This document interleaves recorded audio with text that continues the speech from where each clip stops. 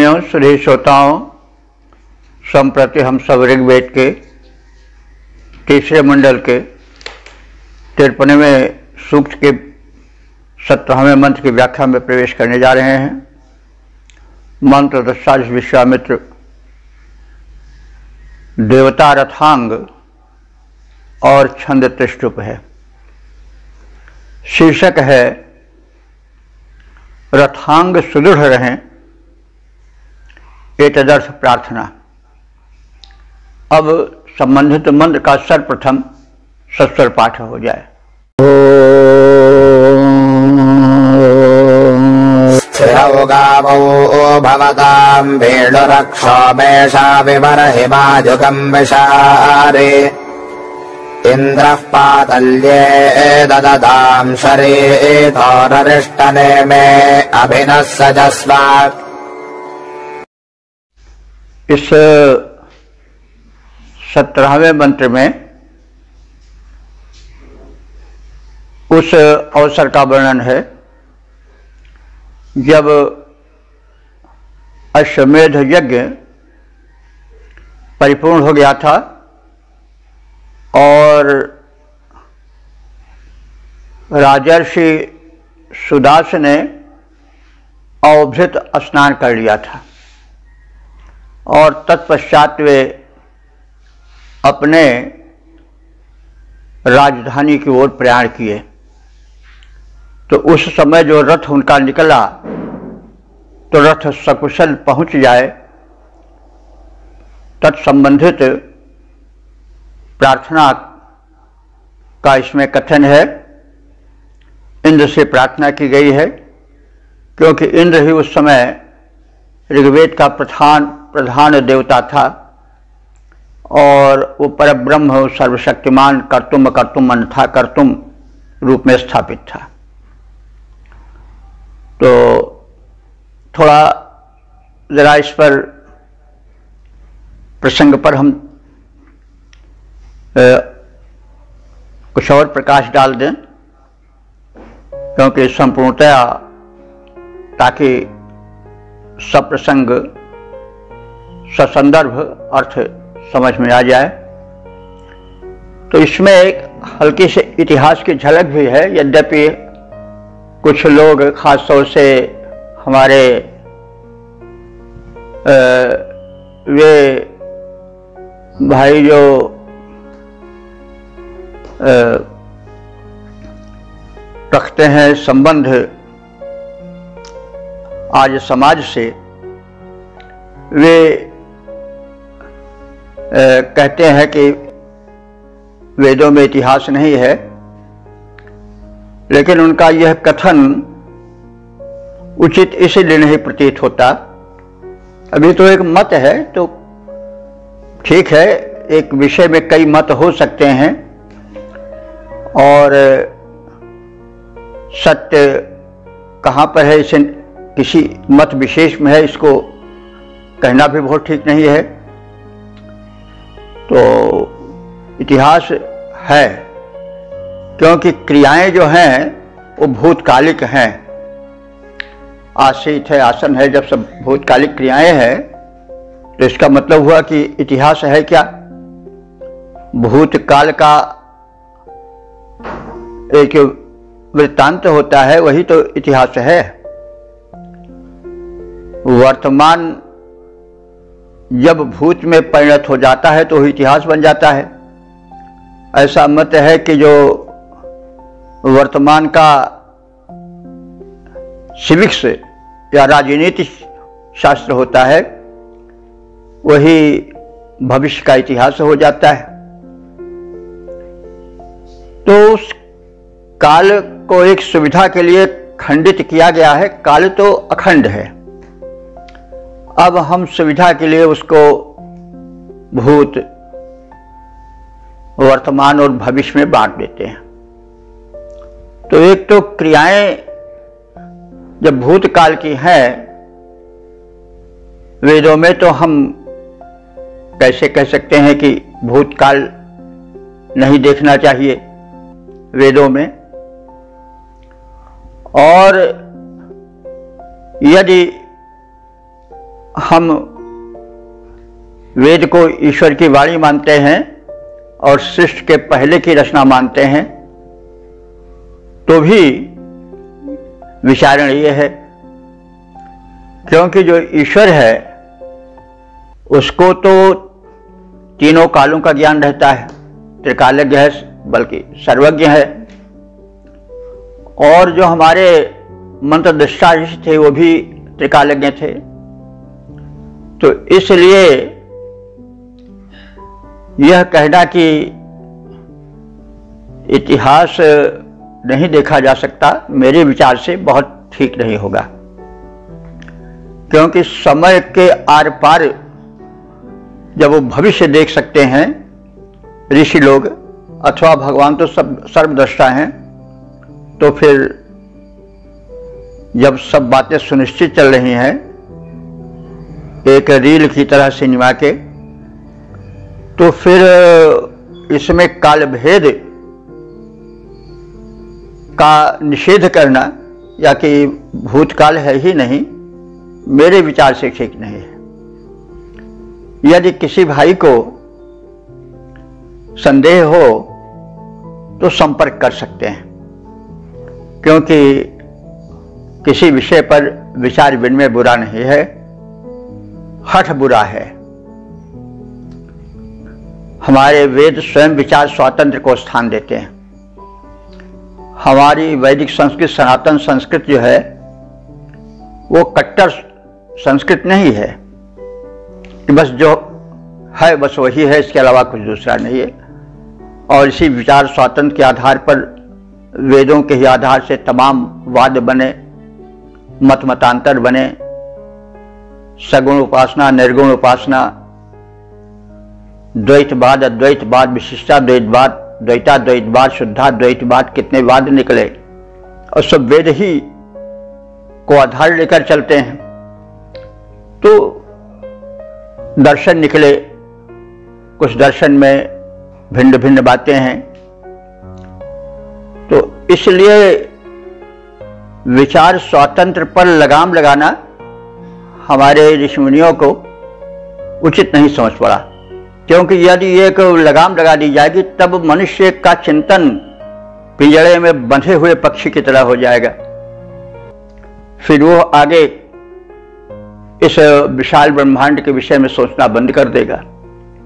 तो इसलिए विस्तृत दृष्टिकोण वाले ऋषियों पर अथवा उस परमात्मा की सृष्टि पर प्रश्न चिन्ह लगाना ठीक नहीं है, मेरा विचार है।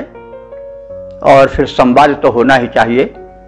यज्ञ होता था तो उसमें एक आहुति डालने तक ही नहीं सब सीमित रहता था, उसमें देश के बड़े बड़े विद्वान आते थे और उसमें प्रश्नोत्तर होता था, समसामयिक समस्याओं पर, दार्शनिक समस्याओं पर विचार विनिमय होता था।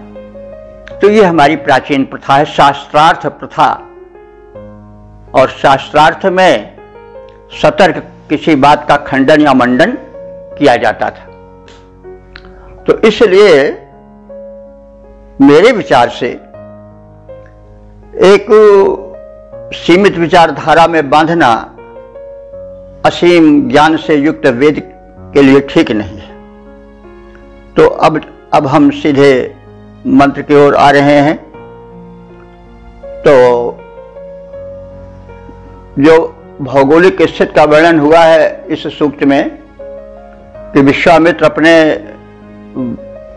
वंश से संबंधित ऋषियों के साथ ये सतलज, व्यास, सिंधु आदि नदियों को पार करके सुदास के यज्ञ में, अश्वमेध यज्ञ के निर्वहन के हेतु गए थे, यज्ञ कराने गए थे।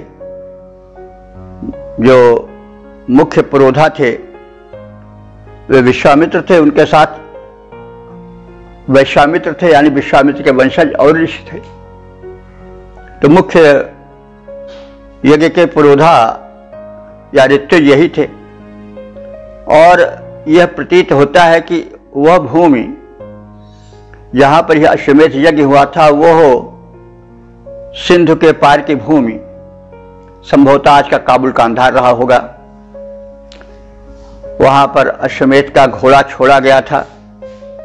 और यह भी इसी सूक्त में है कि कीकट लोग जो कि यज्ञ पर विश्वास नहीं करते हैं और दान नहीं देते हैं और उनकी गायें, उनकी संपदाएं केवल अपने ही उपभोग तक सीमित रहती हैं, ऐसे लोगों को अच्छा नहीं माना गया है। उनको कीकटवासी कहा गया है और कहा गया है कि उनके धन और उनकी गायें जीत कर आप हमको लाकर दें, क्योंकि उनकी गायें हे इंद्र तुम्हारे लिए दूध नहीं देती हैं, तुम्हारे लिए उनके गव्य का प्रयोग नहीं होता है, वो केवल व्यक्तिगत उपभोग के लिए होता है। तो ये सब बातें तो कीकट प्रदेश उधर काबुल कांधार के बात का रहा होगा, ईरान इराक वाला कोई प्रदेश रहा होगा, या अनुमानतः कहा जा सकता है। तो अब जब अश्वमेध का घोड़ा आ गया तो उसके पश्चात फिर जो कर्मकांडिक क्रियाएं थी वो ही होंगी।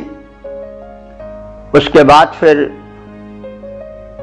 राजा सुदास जो थे वे अपने मूल स्थान की ओर पलायन करने लगे। तो उनके साथ उनका एक पूरा मंडल था, राजा थे ही, और सुदास जो थे वो वैदिक ऋग्वैदिक युग के बड़े ही प्रतापी नरेश थे। ये दियोदास के पुत्र थे और दशराग युद्ध में इनका विशेष नाम आता है। तो ये दानी भी थे, क्योंकि सुदास का अर्थ होता है कि सुष्ठु ददाति इति सुदासा, जो भली विधि दान प्रदान करे वो सुदास है। सुष्ठु रीत्या ददाति इति सुदासा। तो इसीलिए जो ऋषि मुनि थे वो इनसे विशेष जुड़े रहते थे, क्योंकि वे यज्ञ प्रेमी थे और ऋषि तो धर्म प्रचारक थे ही आज धर्म के, और वे दान भी देते थे और दान की आवश्यकता होती भी थी। भाई ऋषि मुनि का भी परिवार है, एक बड़ा भारी आश्रम रहता होगा, उसमें सब खाने पीने का और सब पूरा सब विविध प्रयोग होते रहे होंगे। वैज्ञानिक भी थे हमारे ऋषि मुनि, तो अर्थ की आवश्यकता तो हर सदैव रहती है।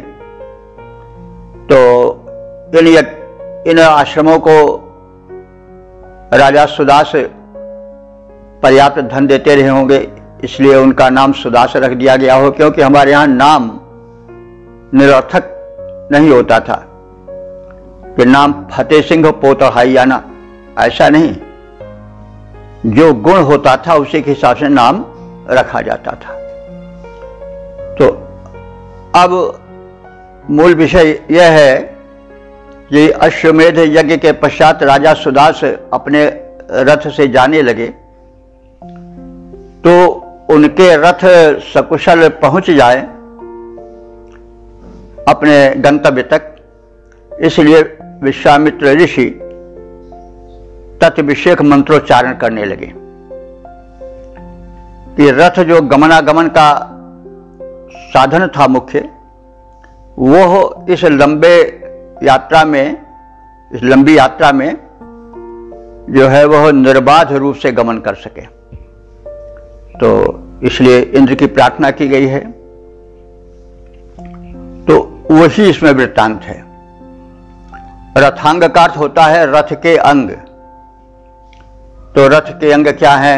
अरे भाई चक्र, उसका पहिया, चक्का, उसकी कील, धुरी, उसके लगे हुए डंडे, पाए, वही सब रथांग हैं।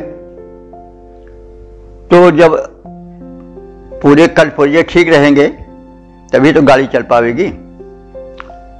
बीच में कहीं वे टूट फूट ना जाएं,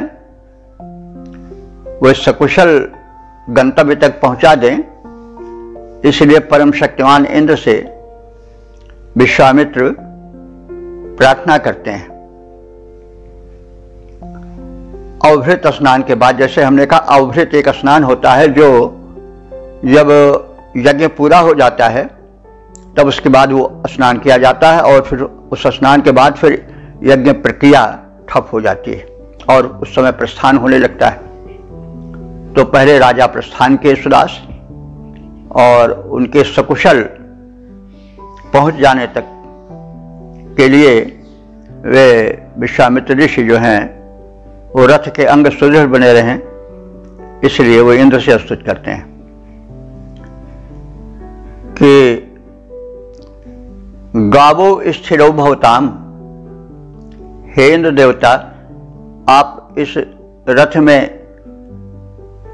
और रथ के वाहनों और रथ के खींचने वाले अश्वों में पर्याप्त शक्ति भर दो कि वो सुस्थिर रहें, रक्षित रहें। तो गावो स्थिरो भवताम द्विवचन है। गावो गो का, स्थिरो इस प्रकार से क्रिया है, भवताम भी क्रिया है, हो जाए। तो रथ में जुटे हुए अब जो अश्व हैं वो स्थिर हो जाए, माने उनमें किसी प्रकार का शैथिल्य न रहे और वो अच्छी तरह से रथ में जुट जाएं। अब शब्द तो गो है, गो का द्विवचन गावो होता है, तो गो शब्द तो गाय और बैल दोनों के लिए आता है। संस्कृत में गो कहने से गाय का भी बोध होता है, बैल का भी बोध होता है।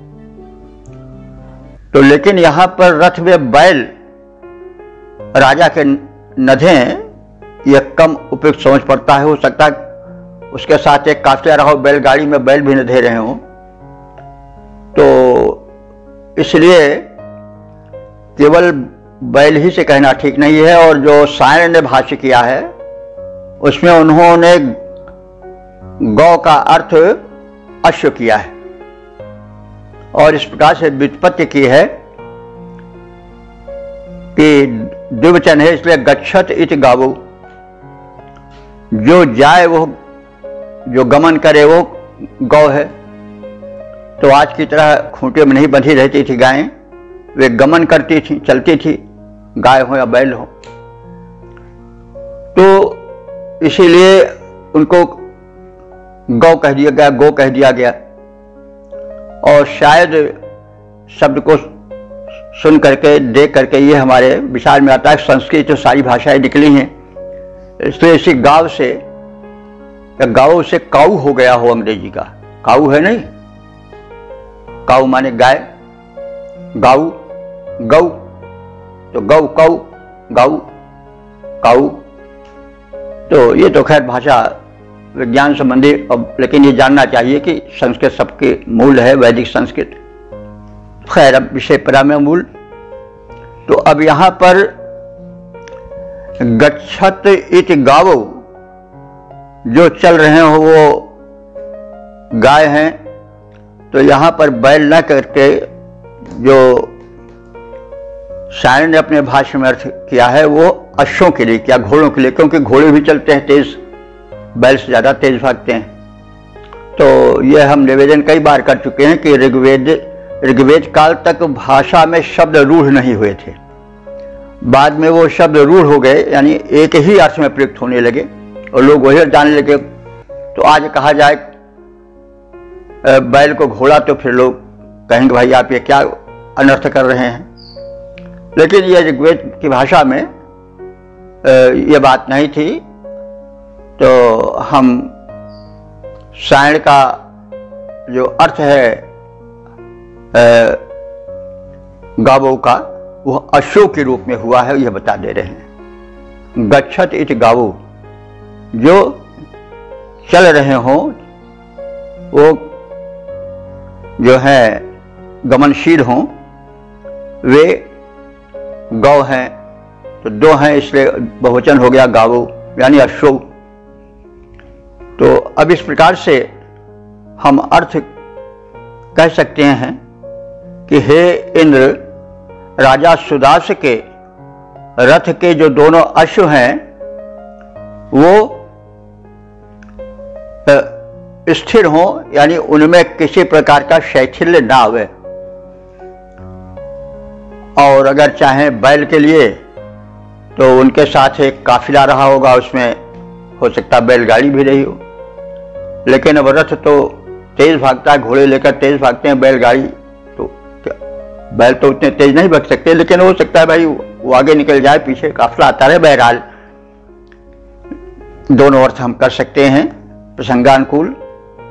तो हे इंद्र, जो राजा सुदास के रथ में नधे हुए दोनों घोड़े हैं, वे कभी अस्थिर न हो, अपनी गति में, अपने गमन में सुस्थिर रहें, उनमें निरंतर रहे। और इसके साथ साथ ही अन्य रथांग हैं, रथ के कलपुर्जे हैं, वो बीडू, बीडू माने होता है दृढ़, बीडू माने दृढ़, सुदृढ़ हो। क्या सुदृढ़ हो? अक्ष, अक्ष कहते हैं रथ की धुरी को। तो धुरी खास उसका पुर्जा होता है, रथ का अंग होता है। तो हे इंद्र, राजा सुदास के रथ की जो अक्ष है, धुरी है, वो सुदृढ़ रहे। ईशा मां विबरही, ईशा कहते हैं रथ का दंड, जो दंडा होता है, तो रथ का दंडा भी न टूटे। युगम मां विशारी, युग माने होता है युवा, आजकल युवा बोलते, उसी युग से बिगड़ करके युवा बना है। तो युगम मां विशारी, जो रथ का जुआ है, यानी जो अश्वों के कंधे पर रहता है, वो भी न टूटे। पातल्लेश शरीता, और जो रथ के अक्ष हैं और धुरियां हैं, वे भी न टूटने पाए, और टूटने के पहले ही पातल्ले शरीता, रथ की धुरी के टूटने के पहले ही वे हे इंद्र तुम्हारे द्वारा वदताम जोड़ दी जाए, यानी तुम अपनी सूक्ष्म शक्ति से दूर की यात्रा है, इसलिए यदि रथ की धुरी टूटने के निकट हो तो आपकी शक्ति से वो टूटने न पावे, यह आपसे प्रार्थना है। अरिष्ट नेमी, न टूटे हुए धुर वाले रथ को आप पूर्णता प्रदान करें, सुरक्षा प्रदान करें। तो रथ में जुटे हुए घोड़े स्थिर हों, वे विचलित न हो, रथ की धुरी सुदृढ़ हो, वो किसी प्रकार से क्षत विक्षत न हो, रथ का दंड न टूटे, जुआ खंडित न हो, टूटने वाला हो तो आपकी कृपा की शक्ति से वो टूटने के पहले ही जुड़ा हुआ हो जाए। बिना टूटे हुए धुरे वाले रथ के इंद्र वो राजा सुदास स्वामी बने, यानी और हम सब भी, और हम सबके जो रथ हैं वो भी उसी गति में रहें। अब इसका हम चाहें तो रूपक परक अर्थ भी ले सकते हैं। इस शरीर को भी हम रथ कह सकते हैं, क्योंकि ऐसा साहित्य में कहा भी गया है, गीता में भी है और भी ग्रंथों में है, आत्मानम रथनम विद्धे शरीरम रथमेव च। हमारी जो आत्मा है वो रथी है, रथ पर सवार है, और रथ क्या है? शरीर ही है। शरीरम रथमेव च, शरीर ही रथ है और आत्मा उस पर सवार रथी है। तो शरीर को भी रथ कहा गया है, संस्कृत साहित्य में भी कहा गया और हिंदी साहित्य में भी कहा गया है। तुलसीदास जी के सांग रूपकों में रथ रूपक बड़ा प्रसिद्ध है। लंका कांड में जब रावण रथ पर चढ़कर आक्रमण हेतु चलता है तो उसे देख करके विभीषण विचलित हो जाते हैं और वो कहते हैं राम से कि हे भगवान, आप तो पैदल है, रथहीन है, रावण रथ पर बैठा हुआ है, तो ये कैसे युद्ध होगा। तो राम उस पर कहते हैं कि सुनो सखा सुजाना, हे सुजान मित्र सुनो, यह जय होए सो संदन यादा। जिससे विजय मिलती है वो संदन माने रथ दूसरा होता है। रावण रथी बिरथ रघुवीरा, देख विभीषण भयो अधीरा। और कह रघुपति सुन, वही चीज है कि सखा अधीरा इस तरह से है। और जय जय होए सो संदन आना, कह रघुपति सुन सजा सखा सुजाना, यह जय होए सो संदन आना। वो रथ दूसरा है, उसका वो सांग रूपक में वर्णन करते हैं कि सौरज धीरज तहि रथ चाका, सत्यशील दृढ़ ध्वजा पताका, बल विवेक दम परहित घोरे, दया क्षमा समता रोज जोरे, ईश भजन सारथी सुजाना, विरत चर्म संतोष कृपाना, सम दम नियम शिली मुख नाना। सखा धर्ममय यश रथ जाके, कहन विजय कतहु रिपु ताके, अति संसार अति अजय संसारे रिपु, जीत सकै सो वीर, जाके असरथ होई दृढ़, सुनो सखा मति धीर। तो विजय के लिए हमारा यह शरीर रूपी रथ जब कहा गया है उन सबसे सम यम नियम आचरण और आस्तिक बुद्धि से युक्त हो, तो यह युद्ध क्या, संसार रूपी युद्ध में हम आजीवन विजयी ही रहेंगे। तो कहने का मतलब कि रथ रूपक अन्य कवियों ने भी किया है, तुलसीदास जी ने विशेष रूप से मानस में किया है, सांग रूपक में। तो इस प्रकार से इसका हम चाहें तो रूपक परक अर्थ भी ले सकते हैं। यानी हमारा शरीर रथ है, इंद्रियां रथवाहक हैं और वे वृषभ अथवा अश्व की भांति हैं, उसका कर्षण करते हैं, उसको खींचते हैं। और नाभि प्रदेश जिसको हम धुरी कहते हैं, वो जो हमारा नाभि प्रदेश है वही हमारे शरीर रूपी रथ की धुरी है। धुरी मध्य में होती है, नाभि शरीर के बिल्कुल मध्य में होती है। तो नाभि प्रदेश इस शरीर रूपी रथ का धुर प्रदेश है, धुरी वाला प्रदेश। मेरुदंड इस रथ का आधार दंड है, दोनों कंधे इस रथ के जुए हैं। आत्मा इस रथ का रथी है, परमात्मा इंद्र इसे स्वस्थ और सुदृढ़ रखे ताकि यह जीवन यात्रा सकुशल करे और जीवन युद्ध में विजयी होता रहे। तो इस प्रकार से इसका अध्यात्म परक अर्थ भी लिया जा सकता है। पद रूपांतरण है, हे परमात्मा तन रूपी रथ गति से चलता जाए, ठीक बनाए रहो इस रथ को, ठीक बनाए रहो न कोई भाग टूटने पाए। इंद्रिय रूपी अश्व न दुर्बल हो, हे अंतर्यामी चुस्त दुरुस्त शरीर रथों के हम सब होमे स्वामी। तो चुस्त दुरुस्त शरीर रथों के हम सब होमे स्वामी। ओम वेद प्रेमियों सुधीर श्रोताओं, संप्रति हम सब ऋग्वेद के तीसरे मंडल के 53वें सूक्त के 18वें मंत्र की व्याख्या में प्रवेश करने जा रहे हैं। मंत्र दृष्टा ऋषि विश्वामित्र, देवता इंद्र और छंद बृहति है।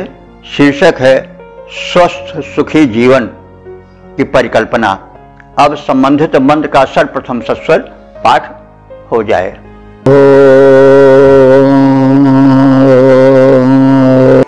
बलन्धेहि तनोषु नो बलमिन्द्रानलुत्सुनः, बलन्तोकाजतनजाय जीवसे त्वं हि बलदा असि। इस 18वें मंत्र में इंद्र से प्रार्थना है कि वे हमारा शरीर तो स्वस्थ और सुखी रखें ही, साथ ही साथ हमारे पशु और परिजन भी, पुत्र पौत्रादि भी स्वस्थ शरीर वाले सुंदर सुखी स्वास्थ्य के स्वामी हों। तो अब हम शब्दार्थ आदि को देखें। इंद्र हे सर्वस्वामिन परमात्मा, इंद्र नह तनुषु, नह माने हम सबके, तनुष माने शरीरों में, बलम धेय, बल धारण कराओ, बल स्थापित करो। नह अनुडुत्सु बलम, नह माने हमारे, अनुडुत्स माने बैलों में, वृषभों में भी बल हो, हमारे बैल भी बली हों, क्योंकि बैल जो है वो बड़ा उपयोगी पशु है, उससे कृषिकार तो होता ही है, शकट आदि भी खींचते हैं। तो यदि वो दुर्बल रहेंगे तो फिर कार्य कैसे होगा, कृषि कार्य संपन्न कैसे होगा, शकट यानी बैलगाड़ी आदि कैसे खींचे जाएंगे। इसलिए ऋषि कह रहा है कि हमारे शरीर में तो बल हो ही, साथ ही साथ हमारे कृषि कार्य में और जो अन्य कार्यों में प्रयुक्त होने वाले अनुडु हैं, यानी बैल हैं, वो भी पुष्ट हों। अंडुहु बैल को कहा जाता है, इसका प्रयोग लौकिक संस्कृत में भी है और शायद इसीलिए अंडू शब्द इस समय भी लोक भाषा में भी चलता है। तो लोग कहते हैं, विशेष करके गोंडा तराई के भाग में ये शब्द ज्यादा चलता है। अंडू बैल वैसे आज भी कहा जाता है। तो अंडू बहरहाल वृषभ को कहते हैं, बैल को कहते हैं। तो हमारे जो वृषभ हैं, बैल हैं, वो भी स्वस्थ हों, उनमें बल दो, जीव से यानी दीर्घकालीन जीवन के लिए हमें आप उनके पात्र बनाओ, यानी हम सब लंबी आयु वाले हों। तो स्वस्थ तो हों ही, हमारे अंग प्रत्यंग पुष्ट हों, साथ ही साथ हम दीर्घायु वाले भी हों। तो जीव से दीर्घकालीन जीवन हमें जीने के लिए दो, और हमें ही नहीं, तोकाय तनयाय, हमारे तोक माने पुत्र और तनय माने भी पुत्र होता, लेकिन तोकाय तनयाय का मतलब हुआ कि हमारे पुत्रों के पुत्रों के लिए, अर्थात हमारे पुत्र पौत्रों को भी बल अमधेहि, बल प्रदान करो। ही माने क्योंकि तुम बलधा असि, हे इंद्र तुम बल के प्रदाता हो, बलद हो, इसलिए हमको, हमारे परिवार को, हमारे पशु प्राणियों को बलशाली बनाओ, स्वस्थ बनाओ, दीर्घजीवी बनाओ। तो हे इंद्र रूप परमात्मन, तुम विविध बलों के स्वामी हो, हमारे शरीरों में तुम विपुल बल स्थापित करो, हमारे वृषभादि पशु पुष्ट रहें, सबल रहें, हमारे पुत्र पौत्रादिकों को भरपूर बल दो और हम सबको दीर्घायु प्रदान करो। भावार्थ के पश्चात हम इसके पद्य रूपांतरण को भी देख लें। हे इंद्र रूप परमात्मा, हे इंद्र रूप परमात्मन, तुम हो विविध बलों के स्वामी। हे इंद्र रूप परमात्मन, तुम हो विविध बलों के स्वामी, तुमसे चाह रहे बल हम को बल दो अंतर्यामी। पशु प्राणी हो पुष्ट हमारे, पशु प्राणी हो पुष्ट हमारे, पुत्र पौत्र बल पाएं, करें प्राप्त दीर्घायु और सब जीवन सुखी बिताएं। इस प्रकार से पूर्ण और सुखी जीवन की कामना की गई है और इसी की कामना सब करते हैं और करनी भी चाहिए। सब कुछ हुआ, शरीर स्वस्थ न हुआ, स्वस्थ भी हुआ तो दीर्घायु न मिली तो फिर भी जीवन अधूरा रहता है। हम स्वस्थ रहे, हमारे जो पशु प्राणी है वे अस्वस्थ रहे तो भी ठीक नहीं। इसलिए हमारा समग्र वातावरण स्वस्थ रहे, सुखी रहे। हम मांगे भी तो फिर मांगने में क्यों कमी करें, जब मांग ही रहे तो व्यापक मांग करें। और इन्हीं सबको लक्ष्य करके तुलसीदास जी ने कहा है कि हम सबकी दशा वैसे ही है कि यथा दरिद्र कल्प तरुपाई, बहुधन मांगत अति सकुचाई। कोई महादरिद्र अगर कल्प वृक्ष को पा जाए तो जो पैसे के लिए मोहताज था वह अब उस कल्पतर से उससे करोड़ 2 करोड़ अरब खरब मांगो तो भी मिल जाएगा, लेकिन उसकी मनस्थिति वैसे बन चुकी है, अरे अब कैसे इतना ज्यादा मांग लें। तो वो कहे अब उससे ज्यादा निकलवे नहीं करेगा, 1000 2000 100 200 तक रह जाए, यद्यपि वो जितना मांगता उतना देता। तो जथा दरिद्र कल्प तरुपाई, बहुधन मांगत अत सकुचाई। तो भाई ऐसी भावना नहीं होनी चाहिए। जब हम उस शक्ति और धन धान्य के पारावार इंद्र से, परमात्मा से मांग रहे हैं तो फिर भरपूर मांगे। हम सुखी हो, हमारा परिवार सुखी हो, हम धनी हो, हम स्वस्थ हो, हमारे परिजन, हमारे पूर्ववासी, हमारे पुत्र पौत्र सब सुखी हो, संपन्न हो, स्वस्थ हो, सभी दीर्घायु पावें। तो फिर मांग रहे हैं तो फिर उस परम दाता से संकोच क्या। तो इस प्रकार से हमने ऋषि की उदात्त भावना के दर्शन किए।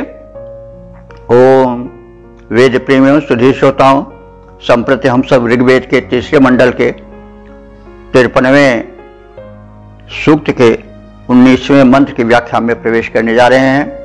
मंत्र दृष्टा विश्वामित्र, देवता रथांग, छंद त्रिष्टुप है, शीर्षक है रथ के पुष्ट बने रहने की कामना। अब संबंधित मंत्र का सर्वप्रथम पाठ सस्वर पाठ हो जाए।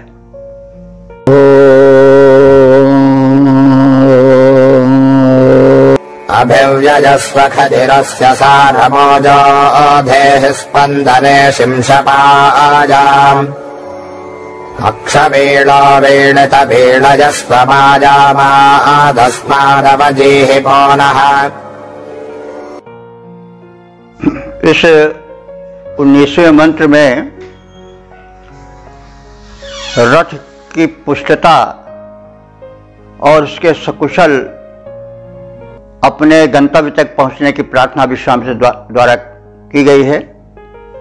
जैसा पूर्व मंत्र में आपने देखा कि पहले राजा का सुदास का यज्ञ भूमि से अपने आवास की ओर, राजभवन की ओर प्रयाण हुआ और ऋषि ने प्रार्थना की सर्वशक्तिमान इंद्र से कि इनके रथ को सकुशल आप पहुंचा दो। अब उसके पश्चात फिर उस काफिले की भी बारी आती है जो ऋषि विश्वामित्र के साथ यज्ञ कराने, पौरोहित्य निभाने आया था। तो अब अपने भी कुशल यात्रा का, कुशल क्षेम का, रथ के इसे दूरगामी पथ को पार करने की क्षमता आदि देने का कथन है। वो शक्तिवान इंद्र हम विश्वामित्र के जो साथ में आए हुए ऋषि हैं, हमारे वंशज हैं, वे भी अपने अपने रथों से पहुंच जाएं। इससे यह सिद्ध होता है कि तब के जो ऋषि मुनि थे वो कोई निहंगम नहीं थे, वे संपन्न हुआ करते थे, समृद्ध। राजा महाराजा उनको पर्याप्त धन देते थे, तभी तो वे बड़े बड़े शोध कर पाते थे। तो यदि विद्वान दरिद्र रहेगा तो फिर वो रोटी रोजी कमाएगा कि चिंतन मनन पर ध्यान देगा। इसलिए राजा का कर्तव्य है कि विद्वानों को अकिंचन न रहने दें। यह हालांकि देखा जाता है कि विद्वान अकिंचन रहते हैं, तो वेद के पढ़ैया को ओढ़ैया को न लागे, जोग आल्हा के गवैया को रुपैया रोज खानो है। तो यारो गुण मानो और गुण को ना दोष देव, गुण ना हिरानो गुण गाह के हिरानो है। भाई वो स्थिति न हो, यह शासन का कर्तव्य है। तो इसको हम इस संदर्भ में कहे कि जो विश्वामित्र थे उनका काफिला था, उस संपन्न काफिला था और होना भी चाहिए। और ऋषियों का भी यह कर्तव्य है कि वो उससे भोग विलास में ना संलग्न हो। जैसा दुर्भाग्यवश कभी कभी देखा जाता है कि मठाधीश टुंडिल हो जाते हैं और फिर वो अपने मूल मार्ग से भटक जाते हैं। जो अध्यात्म का प्रचार प्रसार हुआ उससे भटक जाते हैं, केवल दक्षिणा तक ही, और किस तरह से ज़्यादा धन मिले तो इसकी ओर प्रयत्नशील होते हैं। तो इस सब बात को सुनकर जानकर सभी वर्ग वाले लोगों को वेद मंत्रों के अनुसार जीवन बिताने की चेष्टा करनी चाहिए। यह वेद मंत्र या वैदिक संदेश केवल गृहस्थों के लिए नहीं, केवल किसी वर्ग विशेष के लिए नहीं, सबके लिए है। और सबका कर्तव्य निर्धारण मंत्रों में हुआ है। मंत्रों को समझ करके तदनुसार उसी सांचे में जीवन को ढाला जाए तो समाज एक स्वस्थ समाज और सुखी समाज बनेगा। ऋषि कह रहा है, विश्वामित्र कह रहे हैं कि इंद्र, हे इंद्र, खदिरस्य सारम, यह जो रथ है यह खदिर कहते हैं। खदिर कहते हैं खैर को। खैर एक वृक्ष होता है, उससे उसकी धात से खैर जो पान तंबाकू में खाते हैं वो भी खैर होता है, लेकिन उसकी लकड़ी भी बड़ी पुष्ट होती है। तो पहले खैर की लकड़ी को शुभ कार्यों में लगाया जाता था, रथ आदि में भी लगाया जाता था, यूप भी उससे बनते थे, खंभे वो यज्ञ के। तो खदिर माने खैर का वृक्ष, उससे उसका जो सार है, उसकी जो पकी हुई लकड़ी है, उससे बनाए गए रथ के दंडों की हे इंद्र तुम अभिव्ययस्व, दृढ़ता लाओ, दृढ़ करो। तो जो रथ के खंभे खैर की लकड़ी से बने हैं, उन रथ दंडों को तुम सुदृढ़ बनाए रखो। अस्पंदने, अस्पंदन माने चलना फिरना, हिलना डुलना। अस्पंदने माने चलते समय, गमन करते समय। शिंशिपायाम, शिंशिपायाम कहते हैं। शिंशिपा, शिंशिपा कहते हैं शीशम को। शीशम की लकड़ी भी बड़ी पुष्ट होती है, तो रथ में शीशम की लकड़ी का भी प्रयोग होता था विशेष रूप से। तो शिंशिपा यानी शीशम की लकड़ी से जो बनाए गए रथ के धुरे हैं, उन धुरों में भी ओजा ध्येय, ओज माने बल, शक्ति, दृढ़ता धारण कराओ। बीडो बीडित अक्ष, बीडो बीडित माने जो कि हम सबके द्वारा दृढ़ किया गया है। तो बीडो बीडित माने जो विशेष रूप से दृढ़ किया गया है, हम सब ने दृढ़तापूर्वक जिनको बनाया है, उस दृढ़ रथ के धुरे को बीड़स्व, हे देव तुम और दृढ़ कर दो, क्योंकि धुरा जब पुष्ट रहेगा तो रथ सुरक्षित रहेगा। यामात माने गमन अर्थ में या धातु प्रयोग होती है, तो यामात माने गमन से, गमनशील। अस्मात् हमारे इस रथ से, नह मा अव विहिपः, नह मा अव जिहिपः, हमें नीचे मत गिराओ। यानी हमारा रथ चलता रहे तो अपने यात्रा काल में वो किसी भी प्रकार से ऐसी परिस्थिति ना आवे कि हमें उस रथ से नीचे गिरना पड़े। तो अस्तु हमें गतिशील रथ में बैठने पर वहां भी सुरक्षा दो और हम नीचे गिरने न पाए। तो हे इंद्र, खैर के काठ से बने विनिर्मित या बने हुए रथ दंड को तुम सुदृढ़ रखे रहो। रथ के चलते समय शीशम निर्मित रथ की धुरी को पुष्टता प्रदान करो। हे अक्षदंड, हमने तुम्हें सुदृढ़ बनाया है, तथापि तुम और अधिक सुदृढ़ बने रहो। और इंद्रदेव भी उसको अधिक सुदृढ़ किए हैं। चलते समय हम रथ से कहीं किसी भी रूप में नीचे गिरने न पाए। गमन काल में हमारी सुरक्षा करो, यात्रा लंबी है। पद रूपांतरण है, इंद्र काष्ठ निर्मित रथ दंड को अधिक सुपुष्ट बनाओ। हे इंद्र, काष्ठ निर्मित रथ दंड को अधिक सुपुष्ट बनाओ। प्रतिपल इसके प्रत्यंगों में दृढ़ता और बढ़ाओ।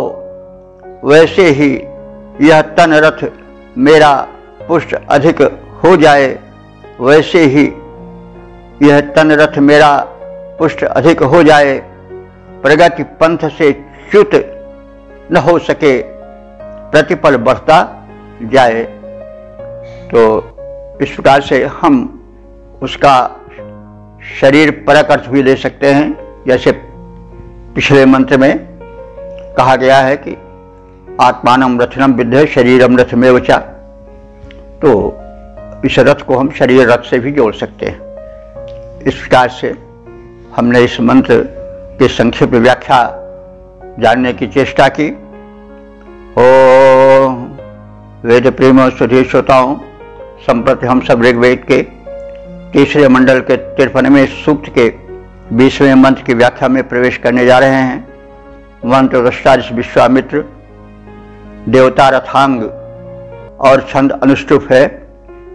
शीर्षक है तन रूपी रथ से कुशल गतिशीलता की प्रार्थना। अब संबंधित मंत्र का सर्वप्रथम सस्वर पाठ हो जाए।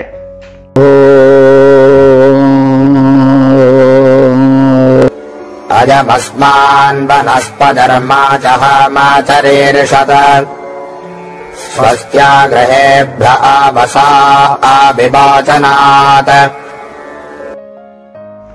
इस 20वें मंत्र में दूर गंतव्य तक जाने वाले रथ में किसी प्रकार का विकार न आवे, वो क्षत विक्षत न हो, यात्रा पूरी हो सके सकुशल, इसकी प्रार्थना की गई है। भौतिक स्तर पर तो जैसे आप सब जान रहे होंगे, पहले कहा गया है कि कहीं सिंध प्रदेश के उस पार काबुल कांधार में यज्ञ रचा गया था सुदास का, वहां विश्वामित्र गए थे। तो अब रथ से गए थे तो रथ से लौट भी रहे हैं, तो यात्रा तो लंबी है और विघ्न बाधाओं से भरी है। तो इसलिए सकुशल पहुंच जाए, रथ से जा रहे हैं। रथ के अगर कहीं धुरा टूट गया, कहीं दंड टूट गया, कहीं उसका कुछ और भाग छिन्न भिन्न हो गया, तो फिर यात्रा बड़ी दुखमय हो जाएगी। इससे परम शक्ति से प्रार्थना की गई है। तो प्रत्यावर्तन काल में लंबी यात्रा में रथ किसी प्रकार से क्षत विक्षत न हो सके, रथारूढ़ किसी प्रकार से रथ से गिरकर आहत न हो सके, इस बात की प्रार्थना है। यदि चाहें तो इसका अध्यात्म पराकाष्ठ भी लिया जा सकता है। जीवन की लंबी यात्रा है, हम शरीर रथ पर चल रहे हैं, यह रथ सकुशल रहे, रोग शोक से क्षत विक्षत न हो और हम अपनी दीर्घ जीवन यात्रा सकुशल व्यतीत कर सकें, हम कभी उसमें पतित न हो आदि भी चाहे तो हम आध्यात्मिक रूप में ग्रहण कर सकते हैं। तो अब शब्दार्थात की तरफ ध्यान दें। अयम वनस्पति, यह वनस्पति निर्मित यानी काष्ठ निर्मित रथ असमान म ह, असमान माने हम सबको, म माने मत, ह माने त्यागे, यानी यह हमारा रथ हमारा त्याग न करे, हमको गिराए नहीं। इस स्थिति में हम न हो कि हम अपनी यात्रा रथ से सकुशल न कर पाएं। माँ चो रीरिशत, और यह हमें, माँ माने मत, रीरिशत माने कष्ट देना, यह हमें किसी प्रकार से कष्ट न दे सके, लंबी यात्रा सुखपूर्वक बीत सके। अगृहेभ्य, आगृह माने जब तक हम अपने घरों में, और माने अच्छी तरह से भली भी न पहुंच सकें, बड़ा है ना, छोटा होता तो निषेध होता, बड़ा है इसलिए भली प्रकार से, तो गृहेभ्य, हम जब तक अपने घरों पर अच्छी तरह से न पहुंच जाएं तब तक स्वस्ति कल्याण, यह हमारा रथ हमारा कल्याण करे, हमें सुरक्षित रखे। विमोचनात्, विमोचन कहते हैं मुक्त करना, तो हम मुक्त करना किसको, घोड़े को मुक्त करना। जब हम अपने गंतव्य पर पहुंच जाते हैं तो अपने रथ के घोड़े को मुक्त कर देते हैं, तो घोड़ों को मुक्त करने का मतलब हुआ कि हम अपने मंजिल पर पहुंच गए। तो वही बात कही जा रही है कि अविमोचनात्, हम अपनी मंजिल अपने गंतव्य तक पहुंचने तक जिस स्थिति में रथ में नधे घोड़ों को मुक्त कर दिया जाता है, उस स्थिति तक हम सुरक्षित रहें। और हे देव इंद्र, अवश्य हमें भली भांति सुरक्षित रखो। तो वनस्पति निर्मित यह रथ जिस पर हम आरूढ़ हैं, न हमारा त्याग करे, न हमें नीचे गिराए, न किसी प्रकार का दुख दे, घर पहुंचने तक यह हमारा मंगल और कल्याण करता रहे, अश्वों के विमोचन तक हमारी रक्षा यह रथ करता रहे। अब चाहें तो हम इसे जीवन रथ से भी जोड़ सकते हैं। लंबे जीवन की लंबी यात्रा में हमारा जो शरीर रथ है हमें धोखा न दे, स्वस्थ रहे, कभी यह स्वस्थ न हो, कभी पीड़ा न पहुंचाए, आदि आदि बातें हम चाहें तो अध्यात्म पराकाष्ठ में भी जोड़कर देख सकते हैं। पद्य रूपांतरण है, यह तन का रथ दुख हमें न दे, यह तन का रथ दुख न हमें दे, नीचे नहीं गिराए, पूरी यात्रा में यह मेरा मंगल करता जाए, पूरी यात्रा में यह मेरा मंगल करता जाए। ओ